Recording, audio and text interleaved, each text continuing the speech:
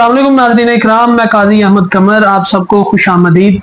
नाज़रीन, आपने डायबिटीज़, ज़ियाबतीस उर्फ आम में शुगर का नाम तो सुना होगा। वैसे तो ये मर्ज पूरी दुनिया में मौजूद है, करोड़ों लोग इससे मुतासर हैं, लेकिन बदकिस्मती से पाकिस्तान इस मर्ज के एतबार से पहले नंबर पर है। पाकिस्तान में हर चौथा शहरी इससे मुब्तला है।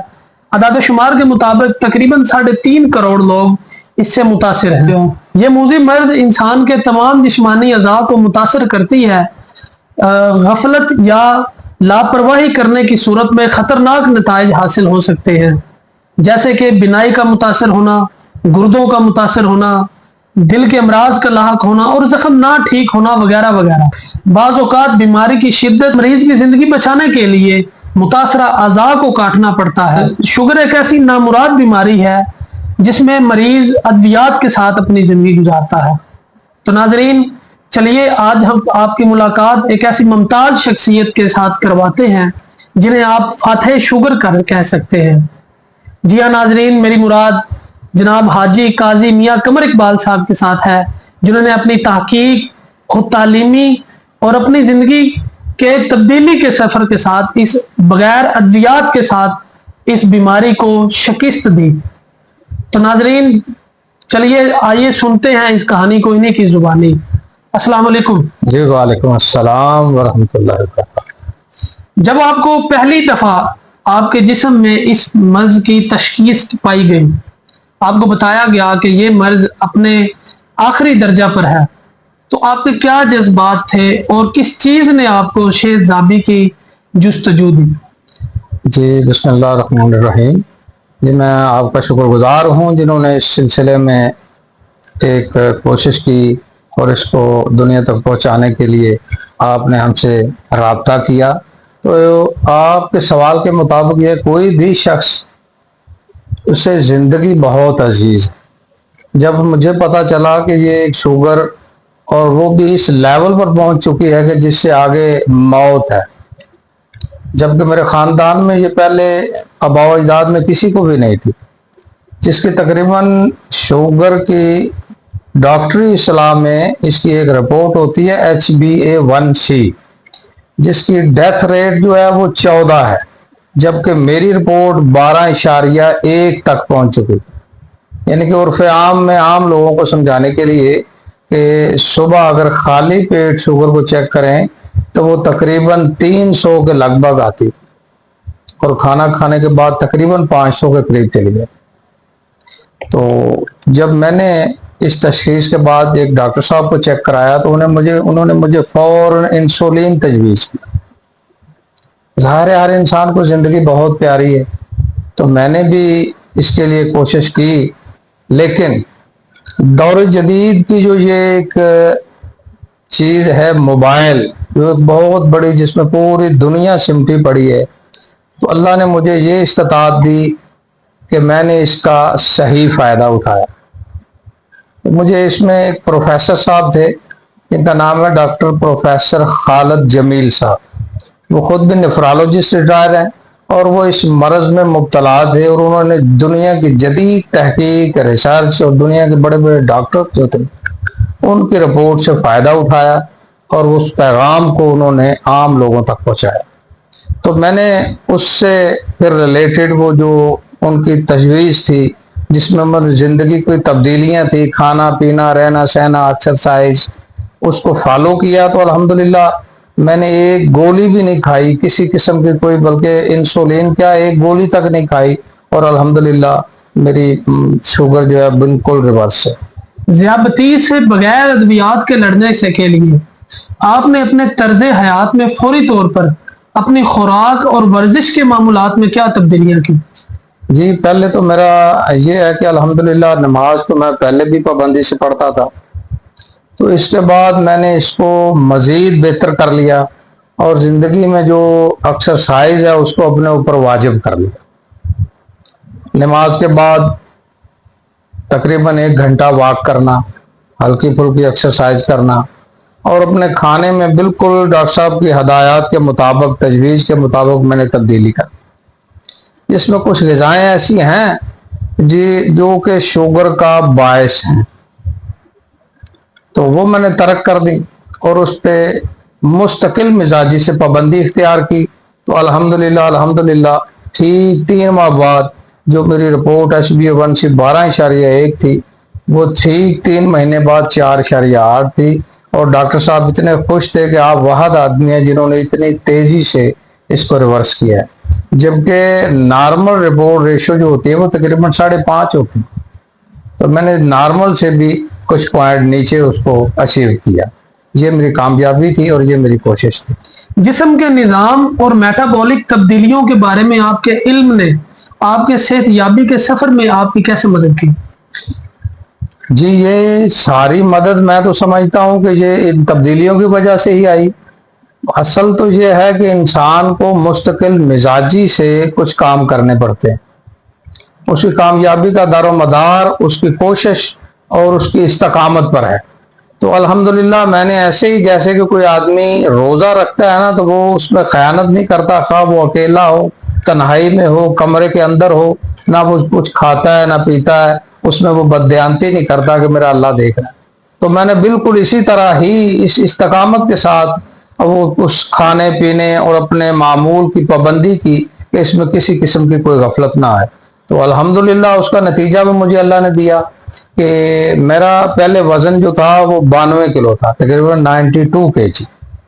تو اس سے تو ایک مجھے یہ فائدہ ہوا کہ میرا وزن جو تھا وہ اس سے کم ہو کر 75 ہو گیا، جس سے مجھے جسم میں ایک بہترین تبدیلی آئی، جس میں مجھے چستی، ایکٹیویٹی اور بہترین ایک مطلب جسمانی ساخت اور صحت کے حوالے سے بہترین مجھے فیلنگ محسوس ہوئی.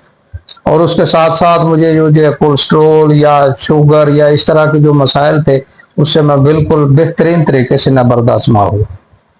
اس صحت یابی کے سفر میں آپ کو کن بڑی مشکلات کا سامنا کرنا پڑا اور آپ نے ان کو کیسے عبور کیا؟ جی اس میں مشکلات سب سے بڑی یہی ہوتی ہیں کہ جو آدمی زندگی میں ایک اپنے معمولات میں اس نے عادتاً بچپن سے ہی ایک دیکھا ہوتا ہے کہ صبح اٹھنا، جیسے کہ ہمارے گھروں میں ایک نظام ہے کہ صبح اٹھنا ہے، ناشتہ 2 روٹی، پراٹھا، چائے، سالن. ان کی زندگی کا جو ایک عرصہ دراز یعنی حضرت آدم علیہ السلام سے لے کر آج تک جو دنیا کھا رہی ہے اس چیز سے ہٹ کر اپنے آپ کو ایک نئے سلسلے میں داخل کرنا یہی مشکل بات تھی. سارے گھر والے کچھ کھا رہے ہیں، میں کچھ کھا رہا ہوں. رات کو ان کا کھانا کچھ ہے، میرا کچھ ہے. دوپہر کا ان کا کچھ ہے، میرا کچھ ہے. یعنی اس چیز کے اوپر اس تبدیلی جو کہ سارے عام معمولات میں وہ اپنے سسٹم میں، میں اپنے سسٹم میں، اس پہ استقامت رکھنا یہ ایک مشکل بات ہے. جس نے اس پہ ثابت قدمی دکھا دی اس نے اسے عبور کر لیا. یہ بیماری صرف اور صرف کھانے پینے کی تبدیلی کا نام. اگر آپ جو آج جو مطلب میرے نوجوان نسل بچے جو ان کی آج پسندیدہ ڈشز ہیں جیسا کہ مرغن غذائیں اور برگر، چپس، یہ ایسی کچھ چیزیں یہ بذات خود بیماری ہیں اور آپ پیسے دے کر بیماریاں خریدتے ہیں. تو میں تو یہ پیغام بلکہ یہ دوں گا بچوں کو کہ آپ یہ جو زندگی میں جدید آپ تعلیم حاصل کرتے ہیں اور دنیا کے علم حاصل کرتے ہیں اور موبائل سے جدید بڑے بڑے معلومات حاصل کرتے ہیں، تو اس کے ساتھ ساتھ آپ اپنی صحت کے حوالے سے بھی کچھ معلومات حاصل کریں کہ جو کھا رہے ہیں اس کے اثرات کیا ہیں، جو ہم پہن رہے ہیں، جو کھا رہے ہیں، جو استعمال کر رہے ہیں، ان چیزوں کے فوائد کیا ہیں، ہمیں حاصل کیا ہے. تو اس سے میرے خیال سے بہت بڑا چینج آئے.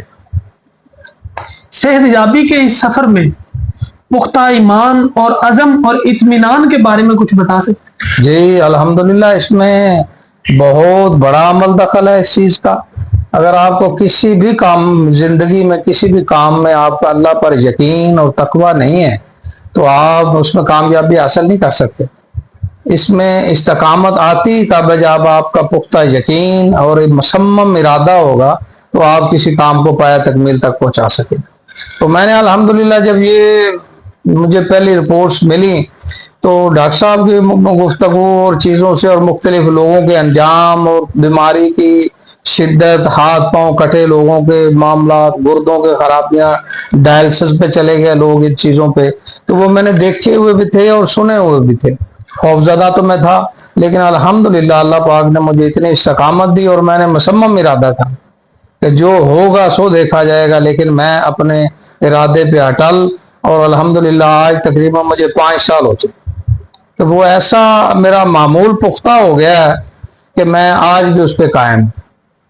50 سال سے زیادہ لائف ہے میری زندگی، اور الحمدللہ میں سمجھتا ہوں کہ میں 50 سے 30 پر آ گیا۔ 20 سال زندگی میری ریورس ہو گئی۔ یہ مجھے اس استقامت سے، تقوی سے اور اپنی مستقل مزاجی سے یہ فائدہ ہو۔ ذیابطیس پر قابو پانے کے بعد آپ کی زندگی میں جسمانی اور ذہنی طور پر کیا تبدیلیاں ہیں؟ جی الحمدللہ، ذہنی اور جسمانی آپ دیکھ رہے ہیں، میں بھی آپ کی طرح جوان نظر آ رہا ہوں، اور میں تو پہلے اتنا سست تھا کہ مجھے موٹر سائیکل، پیدل چلنا میں مطلب بھول ہی گیا تھا، اور اب الحمدللہ میں 1 گھنٹہ 10 کلومیٹر واک کرتا ہوں، 1 گھنٹہ ایکسرسائز کرتا ہوں، اور مجھے محسوس بھی نہیں ہوتا بلکہ میں خوش ہوتا ہوں۔ اور یہ جس طرح مجھے کھانے کی ضرورت محسوس ہوتی ہے اور بھوک لگتی ہے، اسی طرح مجھے ایکسرسائز اور واک کے لیے میرا دل جو ہے نا وہ چاہتا ہے کہ اب آپ کیسے ذیابطیس سے بچاؤ اور انتظامات کے بارے میں آگاہی پھیلا رہے ہیں اور یا کوشش کر رہے ہیں؟ جی میں الحمدللہ دوستوں کو بہت ہی اس سلسلے میں سنجیدگی سے اور بڑے ہی دل کی گہرائیوں سے میں یہ چاہتا ہوں کہ دوست احباب جتنے کوئی اعداد و شمار کے مطابق لوگ اس میں مبتلا ہو رہے ہیں اپنی غفلت کی وجہ سے، لاپرواہی اور کم علمی کی وجہ سے، تو میں اس میں اپنے حتی الامکان اور اپنی طاقت بساط کے مطابق کوشش کرتا ہوں کہ لوگوں کو اپنی جیب سے کھانا کھلاؤں اور انہیں ترغیب دوں کہ آپ اس سے کس طرح بچ سکتے ہیں۔ تو اس میں کافی میں کچھ دوستوں کو بائی رپورٹس وہ لوگ اس میں جو کہ شوگر میں مبتلا تھے، اور الحمدللہ میری ایڈوائس پر، اور انہوں نے اپنی زندگی میں تبدیلی لائی اور میری طرح مستقل مزاجی سے، تو انہوں نے کامیابی حاصل کی، اور آج وہ الحمدللہ بغیر دوائیوں سے اپنی زندگی گزار رہے ہیں اور بہترین۔ کیا آپ کسی ایسے شخص کے متعلق بتا سکتے ہیں کہ جنہوں نے اپنی بیماری کے متعلق آپ سے مشورہ کیا ہو اور پھر آپ کے مشورے پر عمل کرنے کے بعد اپنی صحت میں تبدیلی محسوس کی ہے؟ یہ اس میں بیماری میں مبتلا ہوئے اور وہ مجھے جانتے تھے کہ قمر صاحب نے جو اس طرح اچیومنٹ کی ہے، تو مجھ سے انہوں نے فوراً رابطہ کیا، تو ان کی تقریباً HbA1c 8.6، الحمدللہ انہوں نے بھی میری ترغیب پر عمل کیا، اور 3 مہینے بعد انہوں نے بھی اتنا زبردست رزلٹ ہوا کہ آج وہ بہت خوش ہیں، اور نارمل 5 HbA1c 5 پر تھا، جو کہ نارمل سے بھی نیچے۔ ایسے اور دوست ہیں، ایک اور دوست ہے جہاں ہمارے سٹی کے ہی ہیں، وہ انسولین لگاتے تھے، تو کسی دوست نے انہیں ریفرنس سے میرے پاس بھیجا، اور الحمدللہ 15 دن کی انہوں نے مستقل مزاجی سے جو میری ایڈوائس پر لائف کو چینج کیا، تو آج وہ صرف اور صرف ایک گولی پر اپنے لائف بہترین طریقے سے گزار رہے ہیں، جبکہ انشاءاللہ کچھ عرصے بعد دوائیاں بالکل ختم۔ آپ کی ذیابطیس اور صحت کے متعلق اپنی کمیونٹی میں آگاہی دینے کے سلسلے میں مستقبل میں کیا منصوبے ہیں؟ جی میری کوشش تو ہے کہ نوجوان نسل جو ہے، ایک تو وہ نماز کی طرف راغب ہو، جس سے جسمانی فوائد کے ساتھ ساتھ اللہ کے رحمت سے عمل آئے، تو انسان شیاطین کے وار سے بچتا ہے، اور یہ بہت بڑی حفاظت کا معاملہ ہے۔ اس کے بعد بچوں کو جہاں دنیا کی دیگر تعلیم میسر ہے، صحت کے حوالے سے بھی انہیں اپنے نصاب میں کچھ شامل کرنا چاہیے۔ میری تو بلکہ حکومت سے یہ ایڈوائس ہے کہ پرائمری سے لے کر ہائی کلاسز تک نصاب میں جو ہے نا وہ صحت کے معاملے میں بنیادی چیزیں جو ہے شامل کی جائیں، کیونکہ ہماری جو پاکستان میں تقریباً بیماریاں ہیں وہ صرف اور صرف غلط کھانوں کی وجہ سے تقریباً ایسی بیماری، یہ مقامی رہنما جیسے سیاسی حضرات جو ہیں وہ ہمارے لیڈران، ان کو بھی اس سلسلے میں کچھ اویئرنس کے سلسلے میں پیغام دینا چاہیے لوگوں کو، اسکولوں میں، کالجوں میں، یونیورسٹیوں میں، تاکہ دنیا، ہمارے نوجوان بچے آج ایسی بیماریوں میں مبتلا ہیں۔ یہ شوگر اور کولیسٹرول تو بچوں میں بھی آ چکا ہے، اور اس میں صرف اور صرف یہ چیزیں ہیں کہ جو ان کا رہن سہن، کھانا پینا جو ہے وہ غلط ہے۔ تو اپنے کھانے پینے کو درست کریں، جس میں کہ میں یہ کہوں گا کہ سادہ غذا جو اللہ نے پیدا کی ہے، سادہ غذا، سادہ غذا سے مراد ہے جس طرح کی سبزیاں ہیں، گوشت ہے، پھل ہیں، یہ کھائیں، اور اس سے جو مطلب پروسیس فوڈ ہیں جیسے کہ بوتلیں، سوڈا وغیرہ، دیگر ایسی مشروبات ہیں، ان سے بچیں۔ تو زندگی بہت بڑی نعمت ہے اللہ کی، اس کی حفاظت کریں۔ بلاخر آپ ان لوگوں کو کیا پیغام دینا چاہیں گے جو ذیابطیس یا صحت کے دیگر مسائل سے دوچار؟ جی، میرا ان لوگوں کو پیغام ہے کہ یہ آج کی دنیا، اس میں بہت بڑی ریسرچ آ چکی ہیں، یہ کوئی مطلب میری کوئی اپنی اختراع نہیں ہے، یہ دنیا کے بہت بڑے امریکہ اور اس سے بھی آگے کے بہت بڑے ادارے جو ہے صحت کے حوالے سے، یہ ان کی ریسرچ ہے کہ یہ بیماریاں غلط کھانوں کی وجہ سے، غلط خوراک کی وجہ سے، غلط رہن سہن کی وجہ سے، اگر آپ اسے تبدیل کرتے ہیں، آرگینک اللہ کی دی ہوئی صحت مند غذا کو استعمال کرتے ہیں، تو آپ ان بیماریوں سے چھٹکارا حاصل کریں۔ تو ہم تو الحمدللہ مسلمان ہیں، جنہوں نے مسلمانوں کو اللہ کے رسول صلی اللہ علیہ وسلم نے کھانے کے حوالے سے، صحت کے حوالے سے اور زندگی میں کوئی ایسا کام نہیں جس کے حوالے سے نہیں بتایا۔ کم کھائیں، اچھا کھائیں، نیند پوری کریں، 5 وقت نماز پڑھیں، اپنی ایکسرسائز، محنت، مشقت، ان چیزوں کو اپنی زندگی کا معمول بنا لیں، تو میرے خیال میں یہ کوئی بیماریاں ہیں ہی نہیں جن پر قابو نہ پایا جا سکے۔ جو لوگ ان چیزوں میں مبتلا ہیں وہ سوچیں کہ ہم کتنا پیسہ ادویات پر خرچ کرتے ہیں، اور ادویات کے بجائے وہ اپنی معمولات کو درست کریں، اللہ کے فضل سے، اللہ کے فضل سے، پھر کہہ رہا ہوں کہ اللہ کے کرم سے وہ انشاءاللہ بہترین ہو جائے گا، نارمل لائف گزاریں۔ کیا آپ ایسی خطرناک غذاؤں کی یا ایسی غذاؤں کی نشاندہی کر سکتے ہیں جو صحت مند افراد کو بیماری کی طرف لا سکتی ہیں؟ جی دیکھیں، ہم اپنے بچوں کو اپنے ہاتھوں سے اور اپنی کمائی کی ہوئی رقم سے خود دے کر بچوں کو بیماریاں مول خرید رہے ہیں۔ جیسا کہ آج ہر گلی کے نکڑ پر دکان بنی، چھوٹے چھوٹے معصوم بچے یہ پاپڑ، چپس، نیمکو، ایسی گندی غذائیں ہیں جو چھوٹے چھوٹے معصوم پھول سے میدے ہوتے ہیں ان کے، جنہیں ہم خود اپنے ہاتھوں سے دیتے ہیں۔ ایسی غیر معیاری خوراکیں، ابھی بچے چھوٹے ہیں اور جتنے عجیب عجیب مسائل کا شکار ہے۔ اسی طرح بڑے ہیں، ابھی جو چھوٹے ہوں گے ان کا ٹیسٹ وہ جو ڈیولپ ہو جائے گا، وہ ایسی چیزیں کھائیں گے۔ اور ہم نے تو اپنے ہوش میں یہ اتنے برگر اور یہ چیزیں کبھی دیکھی تھی، دیسی انڈے اور دیسی خوراکیں کھاتے تھے۔ اب یہ گلی گلی میں یہ چیزیں ہم نے اپنے بچوں کو خود ان کے ٹیسٹ ڈیولپ کر دی۔ مطلب ہے بچوں کو برتھ ڈے ہے تو ان کو کیک، پیزے اور یہ چیزیں ہر روز دوسرے دن ہم آرڈر کر رہے ہیں، فون کر رہے ہیں، یہ گھروں میں معمول بن چکا۔ یہ ہماری سے یہ انسانی باڈی کے مطابق کھانے کی چیزیں ہیں ہی نہیں۔ اللہ نے آپ کو بہترین چیزیں عطا کی ہیں، آپ وہ کھائیں۔ یہی جو معمولات ہیں غلط کھانے کے، ان چیزوں نے ہی آپ کو بیماریوں میں مبتلا کیا، اور آپ اپنے ہاتھوں سے اپنے بچوں کو بیماریوں کے تحفے دے، جو کہ آگے جا کے مزید خطرناک بنتے ہیں، نظر کے مسائل بنتے ہیں، گردوں کے مسائل بنتے ہیں، موٹاپے کا شکار ہے بچے، کھیل کود میدان خالی ہیں، ہسپتال بھرے پڑے۔ آپ مطابق سوشل میڈیا اور کھانے کے بڑے بڑے برانڈ بیماریوں کے اضافے میں کیا کردار ادا کر رہے ہیں؟ جی بہت بڑا کردار ادا کر رہے ہیں۔ میں سمجھتا ہوں سوشل میڈیا کے جو بچے ہیں، میری تو ان سے ہاتھ جوڑ کے التماس ہے، تو وہ مطلب تھوڑے سے پیسے کے لالچ میں یا کسی بھی وجہ سے ایسی چیزوں کی قطعاً تشہیر نہ کریں یا اس کا حصہ نہ بنیں جو کہ تباہی اور بربادی کا سبب ہے۔ یہ جو ابھی میں بے بہا ایسی ویڈیو آتی ہیں کہ یہ ہمارا یہ ہوٹل ہے، برانڈ ہے، برگر ہے، یہاں جو یہ پلیٹر کھا جائے گا اسے 10,000 انعام۔ ایسے لوگ ان بیچاروں کی زندگی سے کھیلتے ہیں، انہیں موت کی دعوت دے۔ تو میں ایسے حضرات کو گزارش کروں گا کہ آپ بے شک ایسا کاروبار کریں، ضرور پیسہ کمائیں، کھانے کا کاروبار بھی کریں، لیکن لوگوں کی زندگی اور صحت کے حوالے سے چیزوں کا معیار بہتر ہے۔ جو اللہ نے اس نظام کے مطابق چیزیں بنائی ہیں ان کے معیار کو بالکل قائم رکھیں تاکہ لوگوں کی صحت جو ہے وہ متاثر نہ ہو۔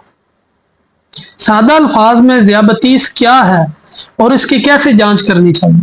جی شوگر جو ہے وہ ذیابطیس شوگر کو کہتے ہیں، اور شوگر جو ہے وہ زندگی کا جسم کی ایک اہم ضرورت بھی ہے، لیکن اسے اعتدال میں ہونا چاہیے۔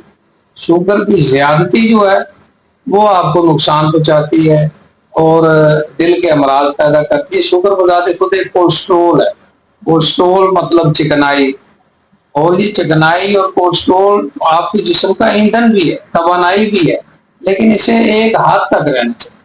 آپ جب ایسی خوراکیں استعمال کرتے ہیں اور اس کا آؤٹ پٹ یعنی کہ ایکسرسائز نہیں کرتے، خرچ نہیں کرتے، تو آپ کے جسم میں جمع ہوتی رہتی ہے۔ جب اس کی زیادتی ہو جاتی ہے تو وہ اسے آپ شوگر کہتے ہیں، اور وہ آپ کے جسم کو متاثر کرتی ہے، آپ کو اعضاء جو ہیں آپ کے ان کو کام سے روکتی ہے۔